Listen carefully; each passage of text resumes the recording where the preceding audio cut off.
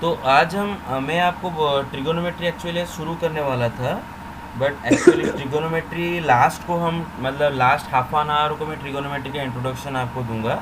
लेकिन पहले कल जो सवाल हमने आपको रात को एक 12 बजे जो सवाल भेजे थे, है ना, 12:25 शायद उस टाइम जो सवाल भेजे थे, वो सवाल को मैं आपको समझा देता हूँ कैसे मैं उसको किया, क्योंकि बहुत इंपॉर्टेंट चीज़ है मैं कैसे किया उसको। ओके, हाँ, okay.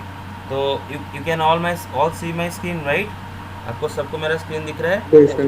Yes, Yes, sir. sir. Yes, sir. Yes Yes, sir. sir. Yes, sir. Okay okay okay okay, ठीक। तो सवाल ये है कि प्रूव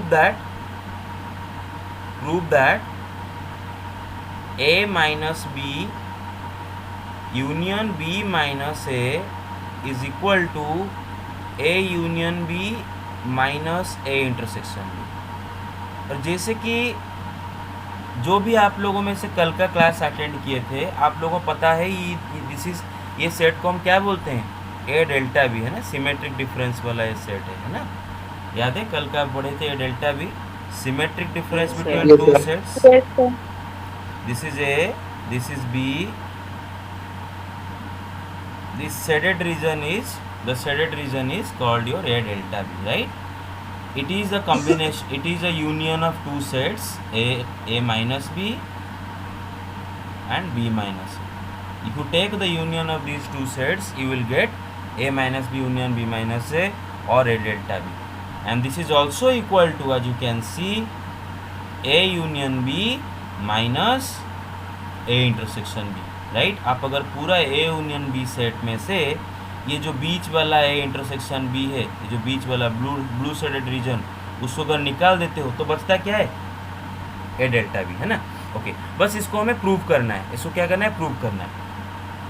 अभी इसका जो प्रूफ मैंने आपको दो तरह से करके कल रात को दिया था, लेकिन I will recommend using properties को प्रूव करो। आई विल रिकमेंड इसको यूजिंग प्रॉपर्टी प्रूव करो, क्योंकि प्रॉपर्टी से प्रूव करना इसको ज़्यादा आसान रहेगा। क्योंकि अगर आप इसको लॉजिकली प्रूव करते हो, क्या होता है, एक तो दोनों तरफ से प्रूव करना पड़ेगा, ये उसका सबसेट ये उसका सबसेट दिखाना पड़ेगा, ठीक है। और फिर भी अगर आप सिमिलरली लिख के भी काम चला लेते हो, फिर भी क्या होता है कि आपको बहुत सारे वर्ड्स लिखने पड़ेंगे, है ना, और एंड वगैरह वगैरह बहुत सारे लिखने पड़ेंगे, बहुत लंबा जाएगा। अब देखोगे आपका हर स्टेप बहुत बहुत लंबा लंबा लिखना पड़ेगा। लेकिन इसको प्रॉपर्टी लगा के आपको करने से आसान होगा। जो बहुत बड़े बड़े सवाल, उनको प्रॉपर्टी लगा के कर देने से आसानी से हो जाता है। देखो मैं इसको आपको प्रॉपर्टी लगा के करके दिखाता हूँ। कल रात को मैंने आपको इसको प्रॉपर्टी लगा करके दिखाया, और दो प्रूफ आपको मैंने करके दिखाया। एक मतलब पूरा ट्रेडिशनल मेथड में डिस्ट्रीब्यूटिव लॉ डाला, एंड जो लास्ट को रात के 12:25 पे मैं जो आपको जो भेजा था, जो फोटो भेजा था, उसमें मैंने आपको एक अनोखा तरीके से डायरेक्ट डिस्ट्रीब्यूटिव लॉ डाल के दिखाया। तो मैं अभी वही दिखाने जा रहा हूँ आपको, ठीक है बेटे? ओके, तो हम चलो LHS से जाते हैं। LHS हमारा क्या है बेटे? A minus B union B minus. चलो, सबको आई थिंक सबको मालूम है कि A माइनस बी को क्या बोला जाता है? A intersection B complement, right? A and not B. कोई कुछ मत बोलो, मैं जब बोलूँगा बोलोगे। सब म्यूट करके बैठो, मुझे बोलने दो। ए माइनस बी का मतलब होता है ए and not B. A and not B, and के लिए इंटरसेक्शन, नॉट बी के लिए बी कॉम्प्लीमेंट, राइट? एंड के लिए इंटरसेक्शन, नॉट बी के लिए B complement. Similarly B minus A is called B intersection A complement. B and not A, B के लिए बी, एंड के लिए इंटरसेक्शन, नॉट ए के लिए ए कॉम्प्लीमेंट, राइट? ये आपको ऑलरेडी पता है। तो मैं यही यहाँ पर लिखूंगा ए माइनस बी के जगह, उसके जगह क्या रिप्लेस करके लिखूंगा? ए एंड नॉट बी, मतलब A intersection B complement, right? फिर यहाँ पर क्या लिखूंगा? B intersection A complement. Got it? B intersection A complement. अब मैं यहाँ पर एक डायरेक्ट मेथड अप्लाई करूंगा, यहाँ पर डिस्ट्रीब्यूटिव लॉ अप्लाई करूंगा, लेकिन एक डायरेक्ट मेथड अप्लाई करूंगा। और वो कैसे अप्लाई करूंगा, मैं एक एग्जाम्पल के थ्रू आपको समझाता हूँ। बेटे देखो, ये जो यूनियन इंटरसेक्शन में जो डिस्ट्रीब्यूटिव लॉ हम डालते हैं, that is exactly similar to जो स्कूल वाले जो हम एडिशन एंड मल्टीप्लिकेशन में जो डिस्ट्रीब्यूटिव लॉ डालते हैं एग्जैक्टली सिमिलर टू, जैसे कि मैं आपको एग्जांपल देता हूँ। जैसे कि आप सपोज करते थे x into Y plus Z दे रखा है, आप क्या करते कि ये x इंटू ये y के पास आता है, फिर ये z के पास आता है, मतलब इन दोनों में डिस्ट्रीब्यूट हो जाता है और बीच में प्लस रहता है, x into Y plus x into Z, आप ऐसे ही करते थे, है ना। And you would call this distributive law. बिल्कुल वैसा ही हम यहाँ पर भी कर रहे हैं। सपोज आपको दे रखा है A union B intersection C, तो अब क्या करें, ए यूनियन पूरा का पूरा बी के पास आता है, फिर पूरा का पूरा सी के पास आता है और बीच में ये इंटरसेक्शन आपका रहता है ना। ओके, और यहाँ पर मैं आपको और एक चीज़ दिखाता हूँ। स्कूल में आप ऐसे भी करते थे, suppose x plus Y into, ठीक है, नहीं एक्स वाई नहीं लेते हैं, वो जेड के बाद और मुझे कोई वो जेड के बाद और तो अल्फ़ाबेट ख़त्म हो गया। चलो एक काम करते हैं, p plus Q into R plus S, ये रफ वर्क है, ठीक है। इसका डिस्ट्रीब्यूटिव लॉ तो सबको मालूम है, क्या है, p into R plus p into S plus q into R plus q into S, सबको मालूम है ना direct distributive law. Hello, yes sir, yes sir, बस, yes sir, yes sir, very good very good. तो अब क्या करते हो, देखो दिस p इंटू आर, फिर दिस p इंटू एस, ठीक है, मेरे बात समझ रहे हो।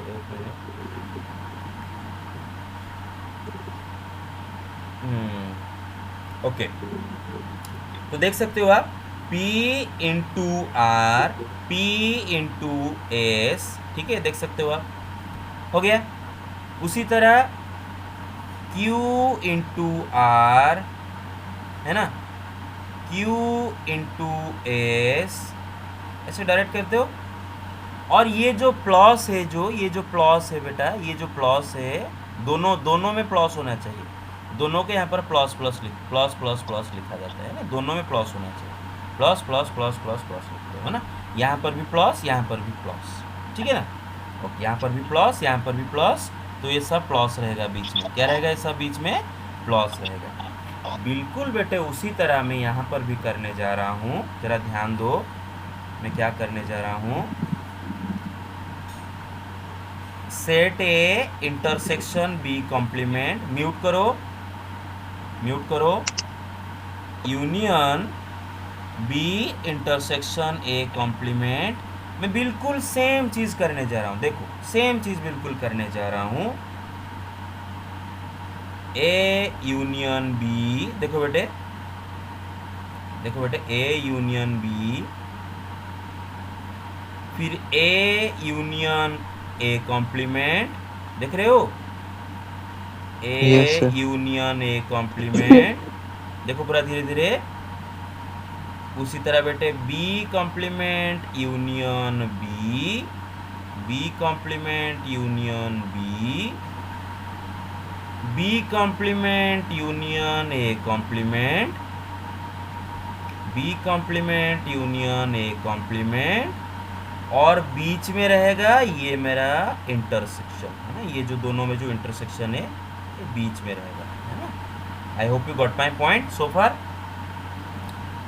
Yes, yes sir. Sir, Yes, sir. Yes, sir.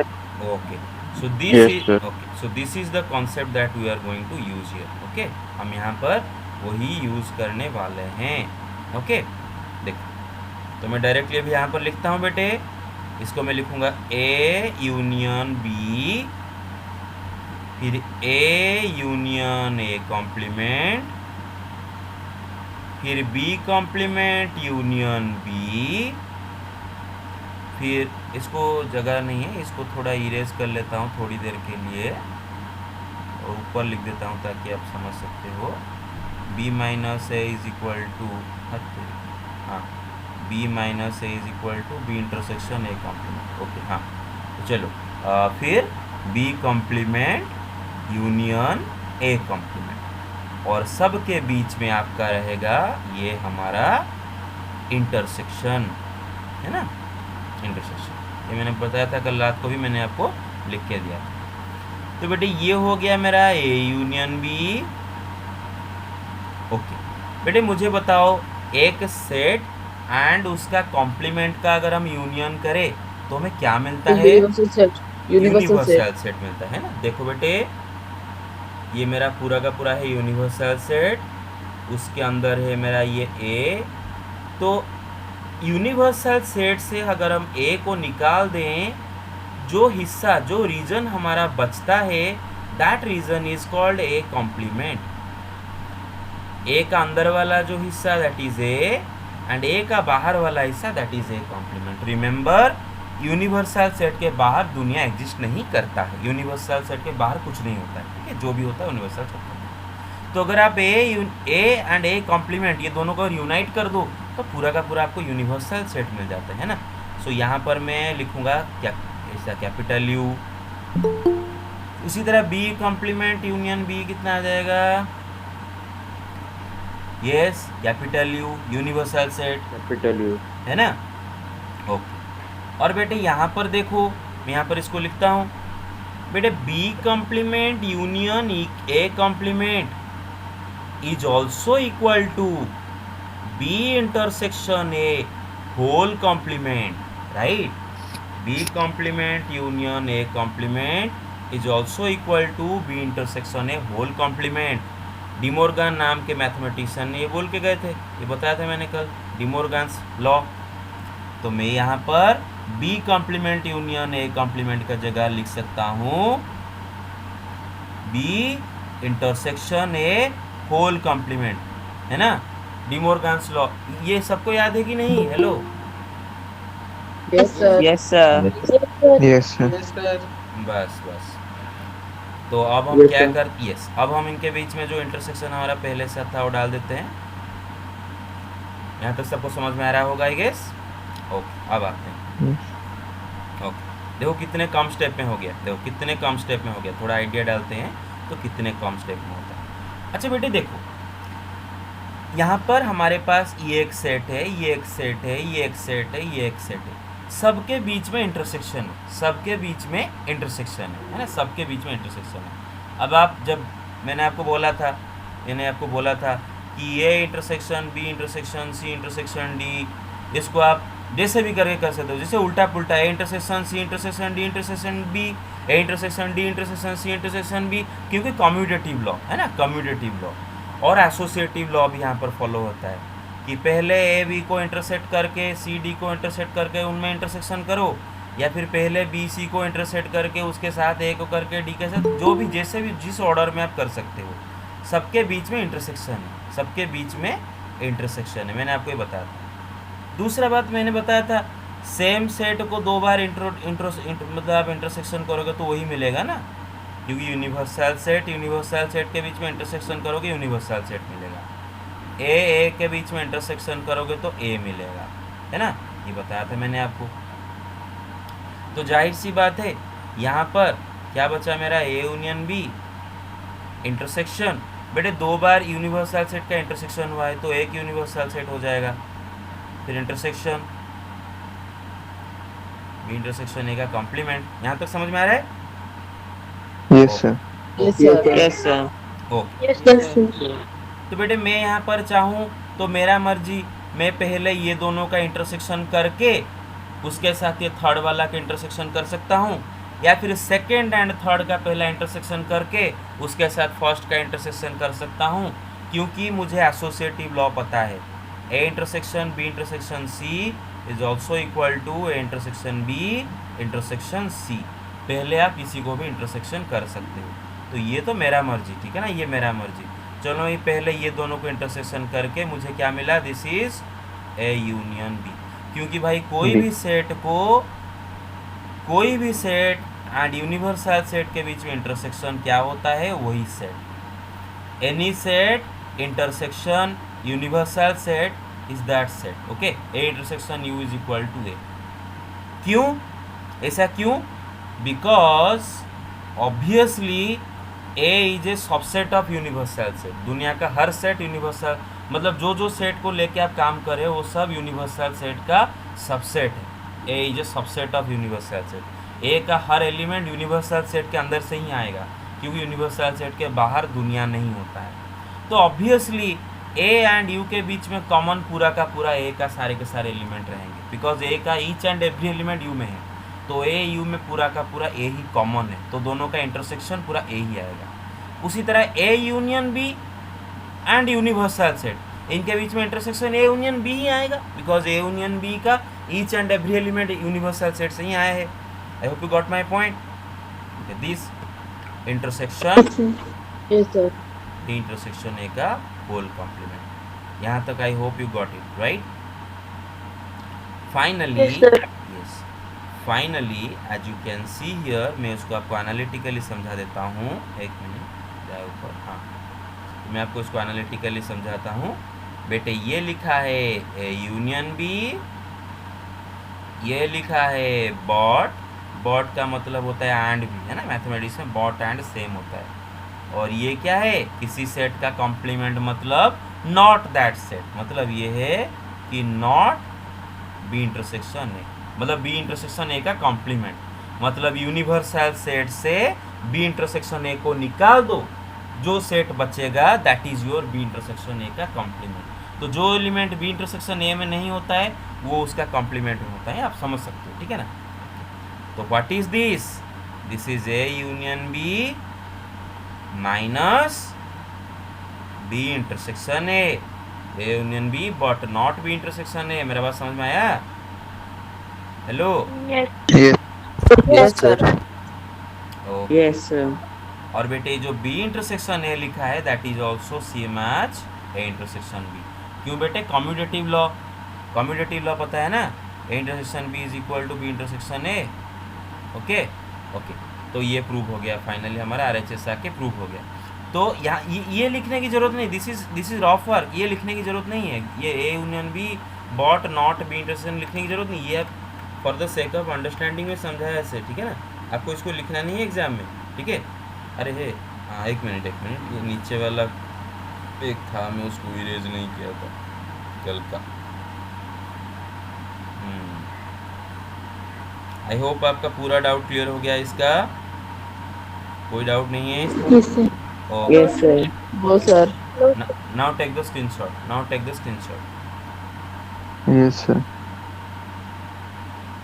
Done? Yes, sir. Yes, sir. Yes, sir. ठीक है, तो ओके मैं इसको इरेज करता हूँ। हाँ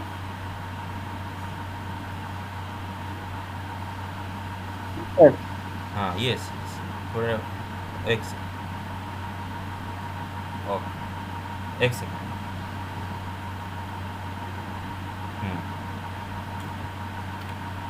थोड़ा सा माइक्रोसॉफ्ट जो व्हाइट बोर्ड है ना, वो थोड़ा सा हैंग हो रहा है, इसी वजह से थोड़ा सा दिक्कत हो रहा है, थोड़ा लेट हो रहा है, ओके इरेज होने में। ओके, तो हाँ, तो कल हम जो क्वेश्चन नंबर 3 किए थे, मैं उसको अल्टरनेटिव मेथड में समझाता हूँ। अभी देखो, मैं जो क्वेश्चन नंबर 3 का अल्टरनेटिव मेथड यूज़ करूँगा, है ना, अभी मैं आपको ये रेकमेंड नहीं करूँगा कि आप अल्टरनेटिव मेथड में कीजिए या फिर मेरे मेथड में कीजिए। आप दोनों में से जो भी मेथड में आप कर सकते हैं, जो भी मेथड में कर सकते हैं, लेकिन आपको देखना होगा कौन से मेथड में आप ज़्यादा कंफर्टेबल हैं। जो मेथड से आप ज़्यादा खुद को कंफर्टेबल महसूस करते हैं, उसी मेथड से आपको करना चाहिए, ठीक है ना, जिसमें ज़्यादा प्रैक्टिस करते हो, और बहुत ज़्यादा प्रैक्टिस करना पड़ता है ना, बिना प्रैक्टिस के कुछ नहीं होता है। हम भी बहुत सारा प्रैक्टिस करने के बाद ही आपको पढ़ा पाते हैं, टीचर्स बहुत सारे प्रैक्टिस करने के बाद ही पढ़ाने के लिए सामर्थ्य होता है ना, सबको प्रैक्टिस करना होता है अपना काम करने के लिए। आप बिना प्रैक्टिस के आप एग्ज़ाम में अच्छा मार्क्स नहीं ला सकते, ठीक है ना, एक बार देखने से नहीं हो जाएगा। तो चलो अल्टरनेटिव वे में क्वेश्चन नंबर 3 करता हूँ। बेटे क्वेश्चन नंबर 3 आपको क्या दिया था कि A union B is equal to B union C, A intersection B, अरे sorry, A union B is equal to A union C दिया था शायद, A union B is equal Yes, to A sir. Union C, A intersection B is equal to A intersection C. ये आपको given था, it was given to you, it was given to you, given condition. और सवाल ने पूछा था prove that B is equal to C, आपको prove करना है कि बी सी दोनों इक्वल से, ये क्वेश्चन था, ठीक है। अब ये तो मैंने कल अपना मेथड में किया था, ये तो किया था, आप लोग देख सकते हैं उसको, ठीक है ना। तभी उसको अल्टरनेटिव अप्रोच में करते हैं ना। तो मुझे दिखाना है कि B is equal to C। तो अगर मुझे B C दोनों सेट को एक दूसरे के साथ इक्वल दिखाना है तो जाहिर सी बात है मुझे ये दिखाना होगा कि they are subsets of each other, they are subsets of each other. So वही करते हैं, let X be a random element of set B। चलो X सेट B का एनी रैंडम एलिमेंट है, कोई सा भी एलिमेंट है, ठीक है। That means X belongs to B, right, that means X belongs to B। If X belongs to B, अगर X B सेट को बिलोंग कर रहा है, then X definitely belongs to A union B, right? And why is that? Because A union B is a set that carries each and every element of set A and each and every element of set B। Set A set B का सारे के सारे element को लेके union B बनाया जाता है। तो जाहिर सी बात है कोई एलिमेंट अगर B सेट में है तो उसको तो आपको तो A यूनियन B में रखना पड़ेगा ना। Okay, that if it means this same set, this X also belongs to A union B. This also implies X belongs to A union C. And why is that? Because in the question it is given that A union B and A union C are equal sets. It is given to you. It is given to you. अगर ये दोनों set equal है, A union B A union C अगर ये दोनों equal है तो दोनों में एग्जैक्ट सेम एलिमेंट होंगे, है ना, दोनों में एग्जैक्ट सेम एलिमेंट होंगे, इसमें जो उसमें भी वही एलिमेंट होगा। तो जाहिर सी बात है कि अगर X यूनियन B में है तो X यूनियन C में भी है। Now if X belongs to A union C, that means X belongs to A और X belongs to C।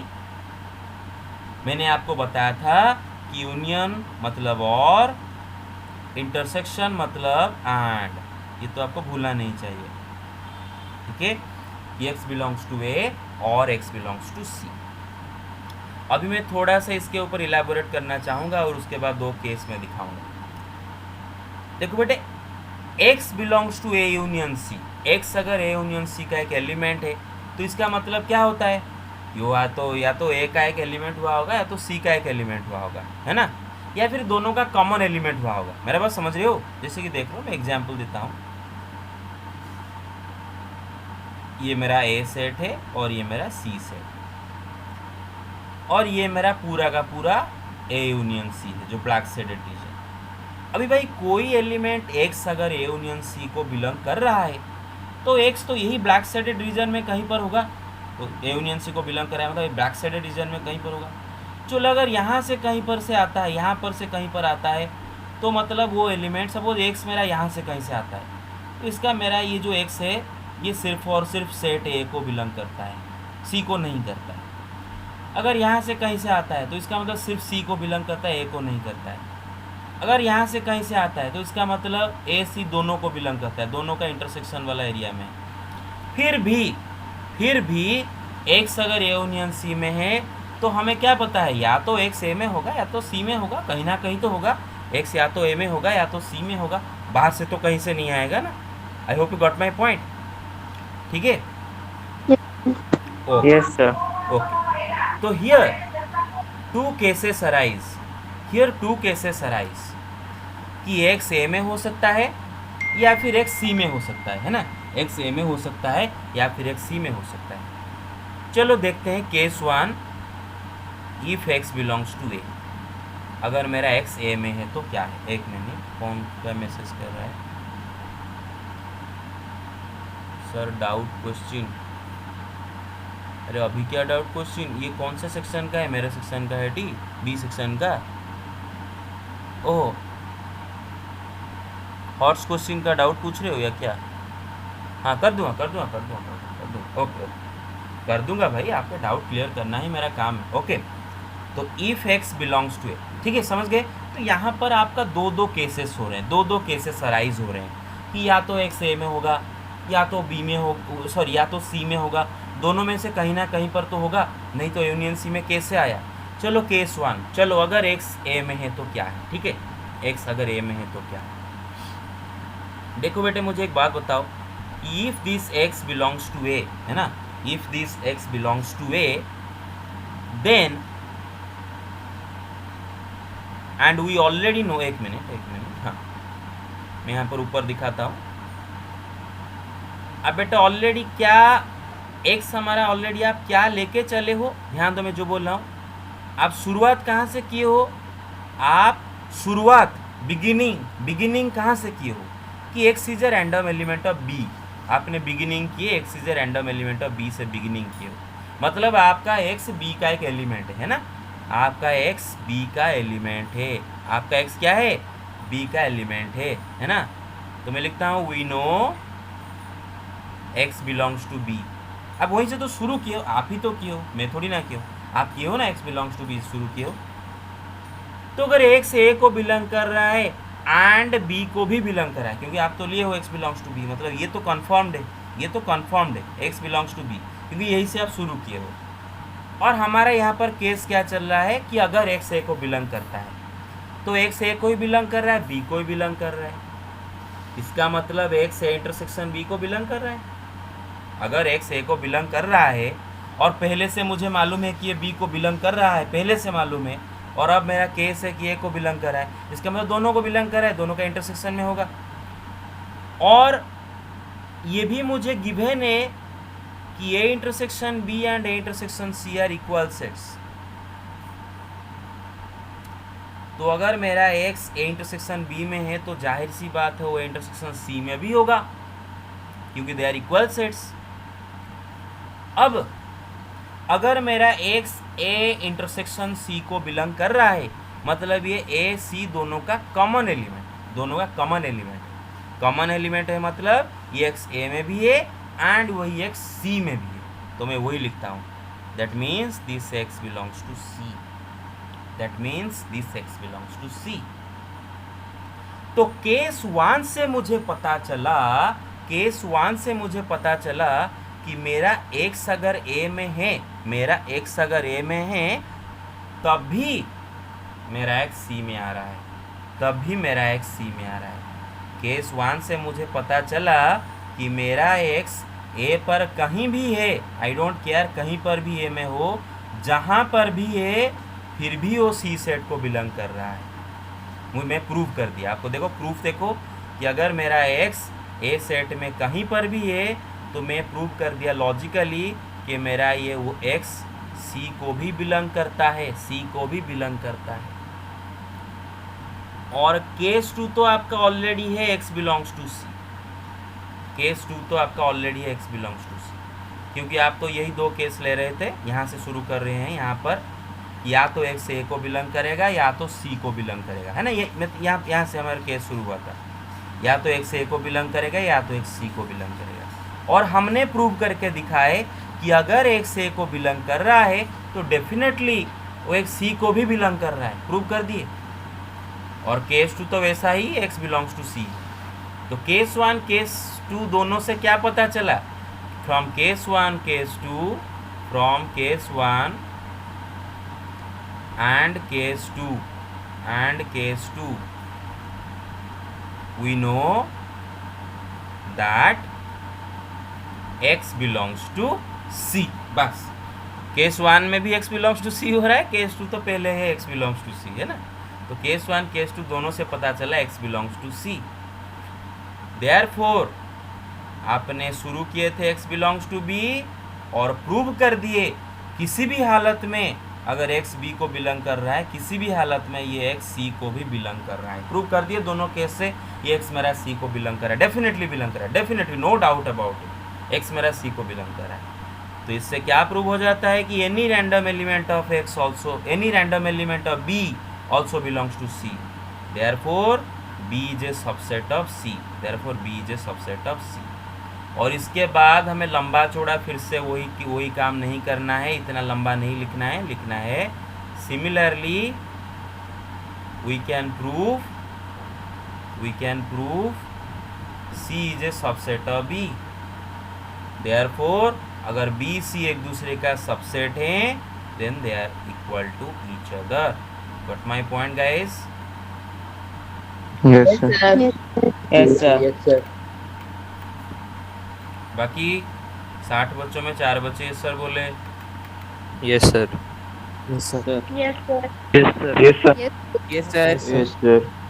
Okay, take the screenshot. मैंने Done, sir. डन. ओके ठीक. Sir, Done, sir. हाँ yes yes yes. sir, if we'll take x be a random element of A, then कोई फायदा नहीं. आपको तो B C equal दिखाना है. आपको बी सी को इक्वल दिखाना है बेटे. अगर आपको बी सी ये दोनों को इक्वल दिखाना है तो आपका काम है कि ये दिखाना कि बी सी का सबसेट है एंड सी भी बी का सबसेट है. They are subsets of each other.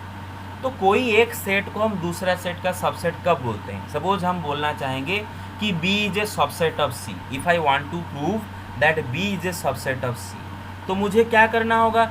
I have to prove that each and every element of set B also belongs to set C.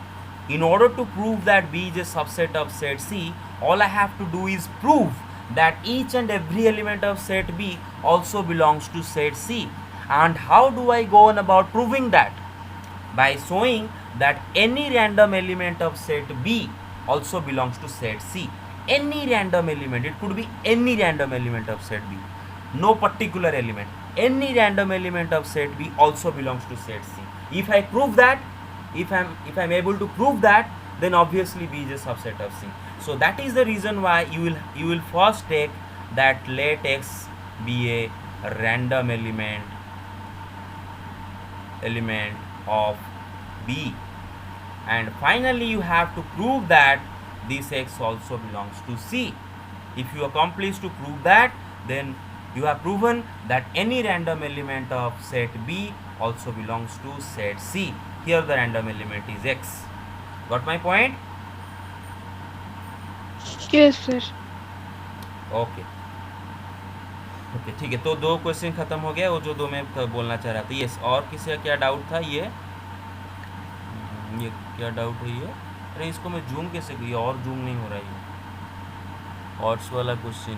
Survey of 100 student, the number of student studying the various. कौन पूछ रहा है doubt? इतना easy doubt? हाँ, doubt इतना आसान doubt? English का 2 है हाँ, सर. इंग्लिश का 2 दिया है. उसमें इंग्लिश का 2 बार दिया है. इंग्लिश का 2 बार दिया है. ओके देखता हूँ. चलो देखता हूँ. पहले तो मैं सवाल निकाल दूँ तो अच्छे से. ये सवाल, अच्छा ये पीडीएफ में मैंने शायद भेजा था ये सवाल हॉट्स का. Yes sir. No, sir. PDF में नहीं, फोटो में भेजा. फोटो भेजा था. ये भेजा था ना.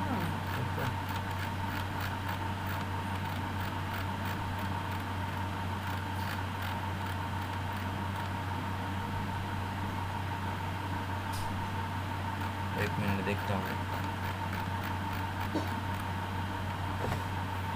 अच्छा मिल गया. मुझे ये कल एक स्टूडेंट ने भी भेजा था. यस, मिल गया.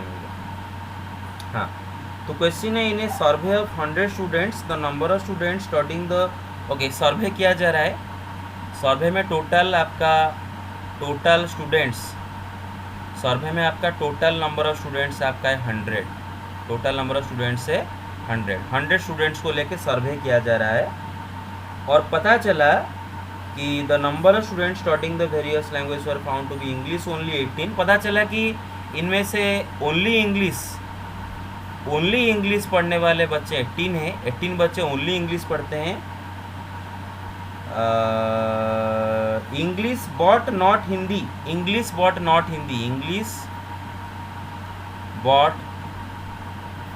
हिंदी.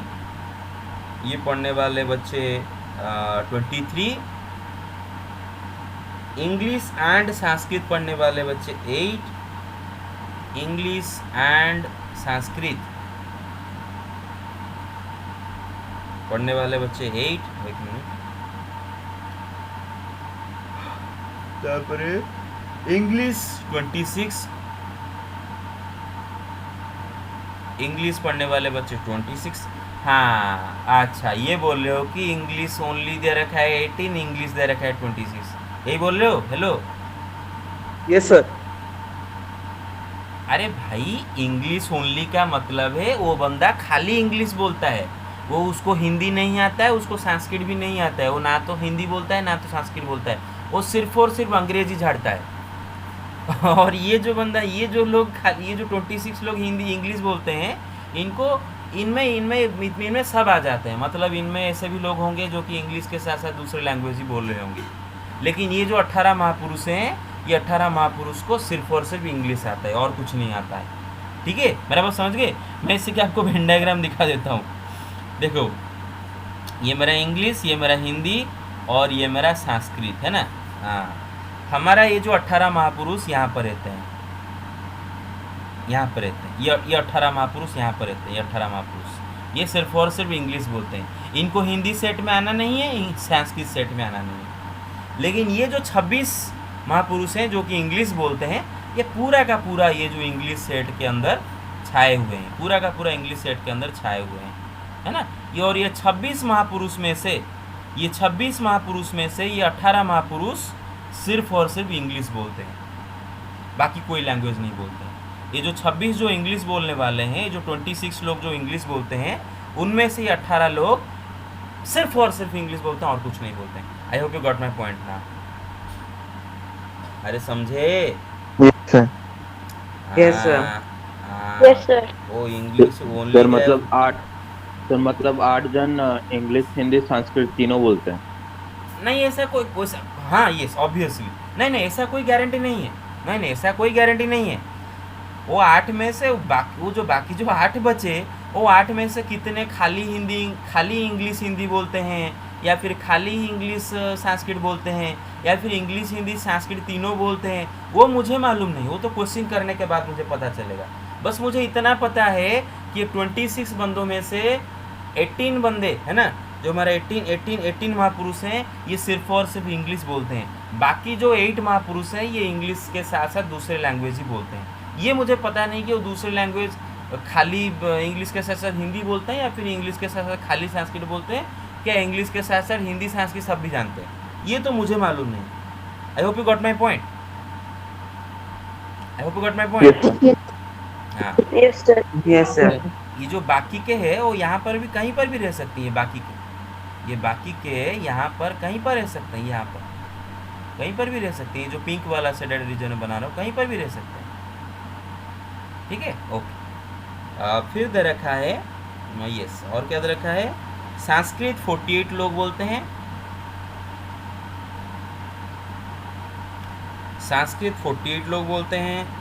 संस्कृत एंड हिंदी 8 लोग बोलते हैं, संस्कृत एंड हिंदी 8 लोग बोलते हैं। और there are 24 people who do not speak any language. There are 24 people who do not speak any language. No language. 24 people कोई भी लैंग्वेज नहीं बोलते। और सवाल में पूछा है कि फाइंड, B1 पूछा है find how many students are studying Hindi. Hindi बोलने वाले लोग कितने हैं, ठीक है ना, हिंदी बोलने वाले लोग कितने हैं, B1 में पूछा है कितने लोग इंग्लिश, हमें student study Hindi, English and Hindi, और कितने लोग इंग्लिश के साथ साथ हिंदी भी बोलते हैं एंड हिंदी। ठीक है, चलो ये सवाल को अगर आप अटेम्प्ट करोगे तो ये सवाल को 2 तरीके से अटेम्प्ट किया जा सकता है। पहले तो मैं आपको ABCD ये वाला जो तरीका है ABCD, वो तरीका एक है ABCD तरीका। दूसरा तरीका है आप डायरेक्ट अगर फॉर्मूला डाल के सब कुछ करना चाहो तो कर सकते हो। ठीक है, ओके। तो मैं आपको एक चीज़ बताता हूँ।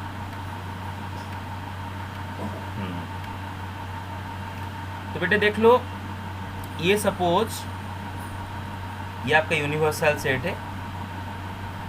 यूनिवर्सल सेट के अंदर जितने स्टूडेंट को लेकर सर्वे किया जाता है वो सब है इसके अंदर। कितने स्टूडेंट को लेकर सर्वे किया जा रहा है? 100 तो Yes, sir. हाँ, Yes, sir. तो पूरा का पूरा जो 100 स्टूडेंट इस यूनिवर्सल सेट के अंदर है ना, क्योंकि उन्हीं को लेकर सर्वे किया जा रहा है, उनके बाहर कुछ नहीं है। ठीक है, और इनके अंदर में 3 सेट बना रहा हूँ, इनके अंदर में 3 सेट बना रहा हूँ, हिंदी के लिए एक, इंग्लिश के लिए एक, संस्कृत के लिए। बेटे ये जो ब्लैक रीजन है ना, ये जो ब्लैक रीजन है, ये ब्लैक रीजन में वो सारे लोग रहते हैं जो कि इंग्लिश, हिंदी, संस्कृत कुछ भी नहीं बोलते हैं। तीनों लैंग्वेज में से उनको कोई भी लैंग्वेज नहीं आता, तीनों में से कोई भी लैंग्वेज नहीं आता, क्योंकि इनमें ये जो ब्लैक शेडेड में जो लोग रहते हैं वो देखो तीनों सर्कल में से किसी के भी सर्कल के अंदर नहीं है, कोई भी सर्कल के अंदर नहीं है, ना तो इंग्लिश के, ना तो हिंदी के, ना संस्कृत के। मतलब ये ब्लैक शेडेड रीजन के अंदर आपका 24 लोग रहते हैं। कितने लोग रहते हैं? 9 लैंग्वेज वाले। ये 24 लोग आपके ब्लैक शेडेड रीजन में रहते हैं, ब्लैक शेडेड रीजन के अंदर। और ये ब्लैक शेडेड रीजन एक्चुअली क्या है कि H union E union S इसका कॉम्प्लीमेंट, क्योंकि H union E union S क्या होता है कि आप अगर ये एच ई एंड ये एस जो 3 सेट है, इसे अगर ईच एंड एवरी एलिमेंट को अगर इकट्ठा कर दो एक जगह, सबको ले जाओ, है ना, तो ये हो जाएगा H union union C. H union union C में जो लोग रहते हैं वो कुछ ना कुछ लैंग्वेज बोलते हैं, कोई खाली हिंदी, कोई खाली इंग्लिश, कोई खाली संस्कृत, कोई हिंदी इंग्लिश दोनों बोलता है लेकिन संस्कृत नहीं बोलता है, कोई हिंदी संस्कृत दोनों बोलता है, हिंदी नहीं बोलता है, कोई इंग्लिश हिंदी संस्कृत तीनों बोलते हैं। तो एटलीस्ट हिंदी इंग्लिश संस्कृत में से कम एक लैंग्वेज बोलने वाले लोग सब यूनियन के अंदर रहते हैं, कुछ ना बोलने वाले लोग उनके बाहर रहते हैं, मतलब उनका कॉम्प्लीमेंट में रहते हैं। तो अगर मैं ये जानना चाहूँ कितने लोग, है ना, number of people who speak,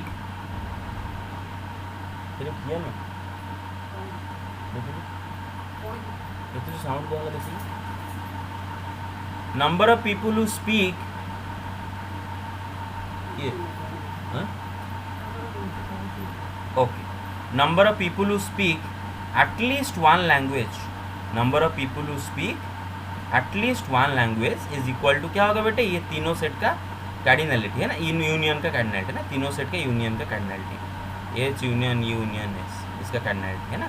so this is equal to how much भाई? 100 लोग टोटल, 100 स्टूडेंट टोटल है, उनमें से ये आपके आई थिंक कितने बच्चे, ये 24 बच्चे, हाँ 24 बच्चे, तीनों में से कोई भी लैंग्वेज नहीं बोल रहे हैं। तो उनको अगर माइनस कर दोगे तो कितना बचेगा आपका? 76, ठीक है। Hello, yes sir. हाँ, तो 76 लोग, कुछ ना 76 लोग में 76 लोग इन तीनों सेट का यूनियन में रहते हैं, ठीक है, इन तीनों सेट का यूनियन में रहते हैं, ठीक है। अब मैं चलो एक काम करता हूँ, इसको पहले ABC मेथड में अटेम्प्ट करते हैं। कैसे करते हैं? ABC मेथड में अटेम्प्ट करते हैं, ठीक है। और ABC मेथड में कैसे अटेम्प्ट करें देखो मैं बताता हूँ। ये मेरा 3 सेट है, H E S, चलो मैं यहाँ पर A लिखता हूँ, यहाँ पर B लिखता हूँ, यहाँ पर C D E F G। और मैंने आपको ऑलरेडी एक क्लास में इनका मतलब समझा दिया था कि small a is the number of people who speak Hindi only, small c is the number of people who speak English only, small g is the number of people who speak Sanskrit only, small b for boy, small b is the number of people who speak Hindi and English but not Sanskrit, small d is the number of people who speak Hindi and Sanskrit but not English, small f is the number of people who speak English and Sanskrit but not Hindi, small e is the number of people who speak all 3 languages. I hope you got my point. Yes, sir. You got my point. Yes, sir. And according to the question, और ऐसे method में RS Agarwal में दे रखा है, आप method सीख सकते हो उससे, ठीक है। अकॉर्डिंग टू द क्वेश्चन के हिसाब से हमें तीनों का यूनियन का वैल्यू 76 मालूम है। मतलब अगर ये सारे लोगों को मिला दे, मतलब A number of people plus B number of people plus C number of people plus D plus E plus A plus G, अगर ये सारे लोगों, क्योंकि ये सारे लोग में कोई, ये जो A number of people, B number of people, C number of people, D E F G number of people, इनमें कॉमन कोई नहीं है। ऐसा नहीं कि उनमें कोई एलिमेंट कॉमन है, डिसजॉइंट पोर्शन सब है ना। ये A, I hope you got it, right, disjoint portion मैं समझाते हो, got it, okay. So this is equal to 76, right? अरे समझ में आ रहा है कि नहीं? Hello, Yes, sir. Yes, sir. Okay, Yes, sir. हाँ ओके, Yes, तो sir. ठीक है। और जो डेटा दे रखा है आपको एक एक करके लिखते जाना है। क्या डेटा दे रखा है बेटे? आपको दे रखा है, पहला डेटा दे रखा है इंग्लिश, बापा इतने सारे डेटा दे रखा है। इंग्लिश ओनली 18, तो मैं तुम कौन निकालूंगा? एक मिनट मैं थोड़ा क्वेश्चन मेरे तरफ से निकाल देता हूँ, ये जगह नहीं है, देखूंगा कितना ऐसे देखूंगा ऊपर ड्रैग करके। हाँ, तो इंग्लिश ओनली बोलने वाले 18 लोग हैं ना, there are 18 people who speak only English. तो आज यू कैन सी 18 पीपुल कहाँ रहते हैं? ये जो सी स्मॉल सी का वैल्यू 18 दे रखा है। Small C is the number of people who speak only English. I hope you got me. Small C is the number of people who speak only English. अरे समझ में आ रहा है? Hello, Yes, sir. Yes, sir. Yes, sir. Yes, sir. बस तो small C is the number of people who speak only English. Then English but not Hindi, English but not Hindi बोलने वाले लोग 23 हैं। अब आप मुझे बताओ, इंग्लिश बट नॉट हिंदी मतलब क्या होता है? कि इंग्लिश बोलते हैं ये लोग लेकिन हिंदी नहीं बोलते हैं, है ना? इंग्लिश बोलते हैं लेकिन हिंदी नहीं बोलते हैं। चलो मैं आपको इसको फील कराने के लिए, देखो यहाँ पर संस्कृत का कोई चर्चा नहीं हो रहा है। यहाँ पर हम सिर्फ बोल रहे हैं वो लोग जो फिर इंग्लिश बोलते हैं लेकिन हिंदी नहीं बोलते हैं, ठीक है? इंग्लिश बोलते हैं, इंग्लिश बट नॉट हिंदी। हाँ, तो कौन से लोग इंग्लिश बोलते हैं लेकिन हिंदी नहीं बोलते हैं? ये वाले लोग, है ना? ये वाले लोग इंग्लिश तो बोलते हैं लेकिन हिंदी नहीं बोलते। ये वाले लोग इंग्लिश तो बोलते हैं लेकिन हिंदी नहीं बोलते। मेरा बात समझ रहे हो? यहाँ पर संस्कृत का कोई चर्चा नहीं हो रहा है, मतलब English minus Hindi, English set से हिंदी सेट का एलिमेंट निकाल दो। मेरा बात समझ में आया? Hello, Yes, sir.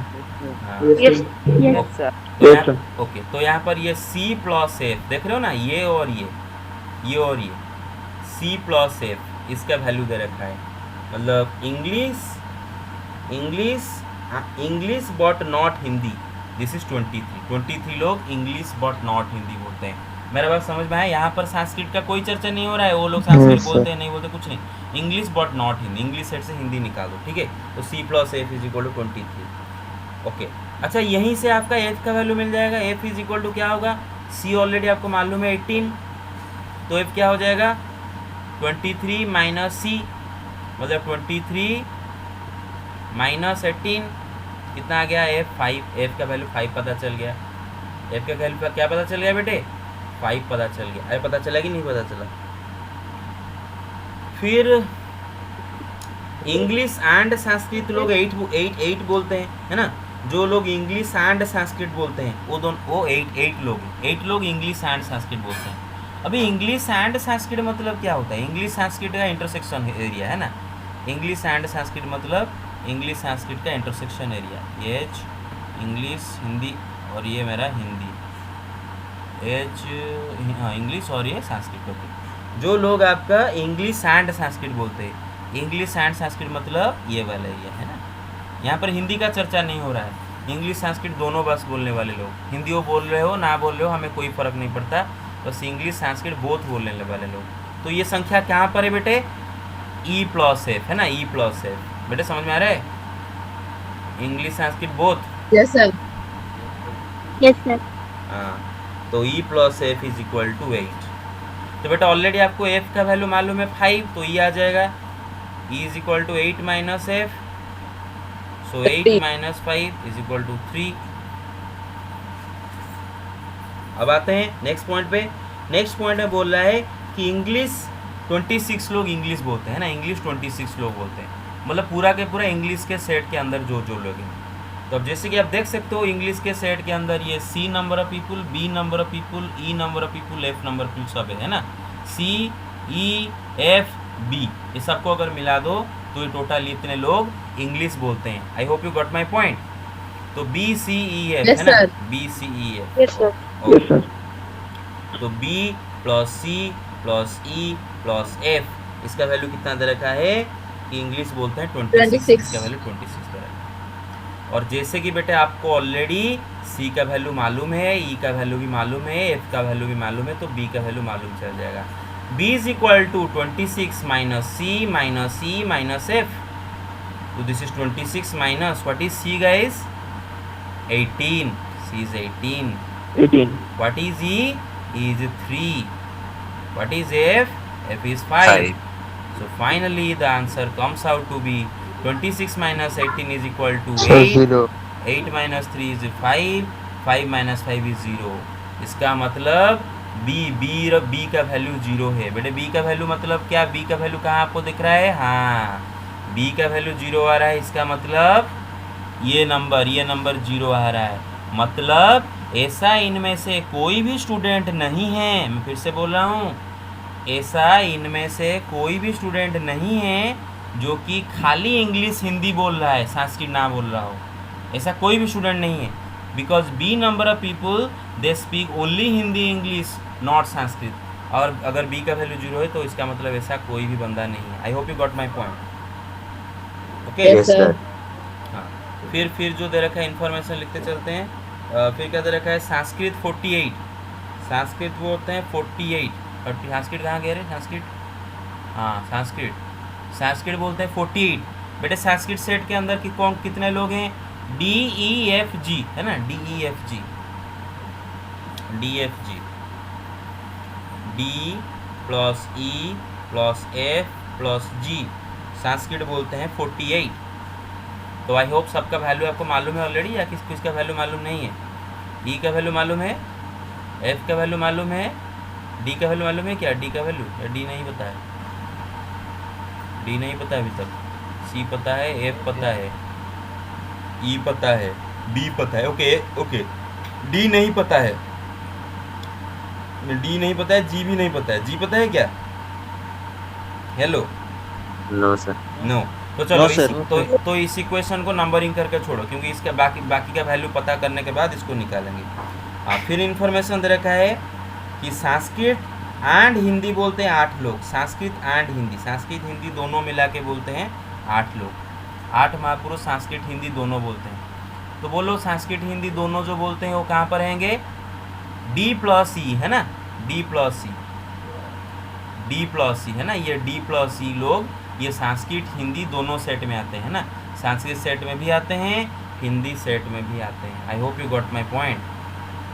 Yes, sir. Okay, Yes, sir. Yes, sir. Yes, sir. Okay. Sir.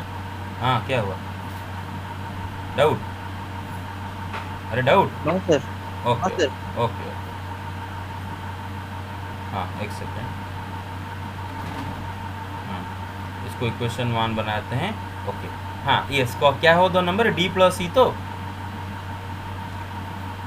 Yes, sir. बस। तो D प्लस E वाले लोग मतलब जो लोग आपका क्या बोलते हैं, संस्कृत एंड हिंदी दोनों को मिला के बोलते हैं, वो ऐसे 8 लोग हैं। ऐसे वो 8 लोग हैं, है ना बेटे? समझ में आ रहा है? ओके। और ऑलरेडी आपको E का वैल्यू मालूम है, विच इज़ 3। तो D का वैल्यू कितना होगा? 8 माइनस E, मतलब 8 minus 3 which is equal to 5। तो D का वैल्यू आपको क्या पता चला बेटे? 5। अभी अगर D का वैल्यू मुझे पता है बाय पुटिंग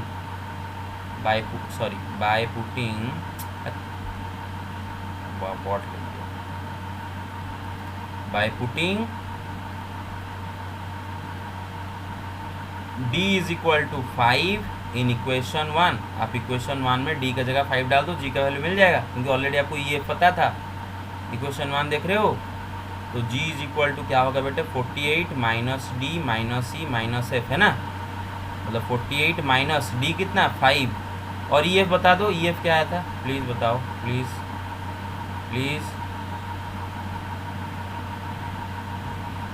हेलो, E है 3, F है 5, E है 3, F है 5। Okay, Yes, sir. E है 3, F है 5। ओके, E है 3 माइनस F है 5। तो कितना है वैल्यू बताओ? अरे कितना आया? So 35. 35? 35. ओके, 35। तो फाइनली सब कुछ हो गया। ओके, तो अभी आते हैं हमारा रियल क्वेश्चन पे आते हैं। Sorry guys. तो क्वेश्चन पूछा है B1 में, how many students were studying Hindi. कितने स्टूडेंट हिंदी बोल रहे हैं? लेकिन हिंदी बोलने के लिए आपको तो ए का नंबर भी चाहिए, क्योंकि हिंदी बोलने वाले लोग A plus B plus E plus D है, तो ए का वैल्यू भी आपको मालूम करना चाहिए। तो ए का वैल्यू कैसे मालूम करोगे? ये जो पहला सबसे पहला वाला इक्वेशन, एक्चुअली इसको इक्वेशन 1 आपको रखना चाहिए था, उसको इक्वेशन 2, चलो इसको मैं इक्वेशन 2 देता हूँ, चलो ठीक है बेटे। देखो इक्वेशन 2 में आपको बी का वैल्यू पता है, C D E F G सबका वैल्यू पता है, डाल दो ए का वैल्यू मिल जाएगा। अरे मेरा बात समझ में आ रहा है? Yes, sir. Yes, sir. बस sir. बस बस Yes, sir. बस Sir? हाँ yes Sir, in that equation we can directly put now d plus e is equal to 8. हाँ हाँ Why we- yes yes why not, yes of course ठीक है okay. तो इन इक्वेशन 2, अगर equation 2 को हम देखें, जो कि हमें मालूम है कि टोटल कितने लोग मतलब A union B union C में कितने लोग हैं, sorry H union union S में कितने लोग हैं बेटे? 76 हेलो 76 ओके। तो हमें मालूम क्या है, A plus B plus C plus D plus E plus A plus G is equal to 76, और ये बाकी सारे वैल्यू मालूम है, ए का वैल्यू निकल आएगा है ना, ए का value is equal to 76 minus बेटे ये सारे नंबर को आपको बस ऐड करना है ना, minus B plus C plus D plus E plus A plus G. करो करो, बी का वैल्यू कितना है बताओ, बी का वैल्यू मुझे बता दो जरा, बी का वैल्यू कितना है बेटे? कोई हेल्प करो मुझे, मेरा हेल्प करो, बी का वैल्यू कितना है? सर 0 बी का वैल्यू 0, सी का वैल्यू 18. सी का वैल्यू 18 ओके, डी का वैल्यू Sir, 5. 5. ई का वैल्यू 3. एफ का वैल्यू 5. 5. जी का वैल्यू 35. हाँ, तो निकालो ए का वैल्यू निकालो। Sir, 0. 0 Yes, sir. पूरा श्योर तो? 40 45 48 48 यस यस 48 8 वो 56 56 66. Yes, Sir, sir. 10. Sir, 10. 10 Yes, sir. 10. 10. हाँ, अरे वहाँ पर भी कोई कैलकुलेशन एरर करके 0 नहीं बोले थे, तो 0 था तो No, sir. No, sir. No. Okay ठीक है। तो पहला बीट आपका क्वेश्चन है कि how many speak Hindi only, sorry how many speak खाली हिंदी ओनली नहीं, हाउ मैनी स्पीक वो हिंदी, हाउ मैनी, ये लास्ट क्वेश्चन है और आप इसके बाद रोल कॉल होगा, हाउ मैनी स्पीक हिंदी, कितने लोग हिंदी बोलते हैं, तो आप काउंट कर लो। हिंदी सेट का मतलब सॉरी हिंदी सेट आपका क्या था, A plus B plus D plus E, ऐसा ही था ना, देख लो चेक कर लो हिंदी सेट के अंदर Yes, sir. था तो यही Yes. हाँ sir. Okay Yes, sir. Okay. तो ए का जगह 10 डालो, बी का जगह क्या डालेंगे, बी का वैल्यू कितना है 0, 0. डी का वैल्यू आपका 18. डी का वैल्यू Sir, 5. डी 5. का वैल्यू 5, हाँ, ई का वैल्यू आपका 3 Plus 3. हाँ, तो कितना आया 10 प्लस 18. 18. 8 देखो आपका आंसर, 18. यस देखो आपका आंसर भी 18 है, देख लो चेक करो, हॉट्स में दे रखा है, हॉट्स में दे रखा है ओके। नेक्स्ट पूछे how many students are studying English and Hindi, English and Hindi, English and Hindi. बेटा देखो ये नहीं बोला है कि English and Hindi only, English and Hindi, Sanskrit का कोई चर्चा नहीं है, ओनली फोनली कुछ नहीं, वो लोग हिंदी संस्कृत बोलना चाहिए है ना। तो आप देख लो इंग्लिश एंड हिंदी वाले कहाँ पर है, इंग्लिश एंड हिंदी वाले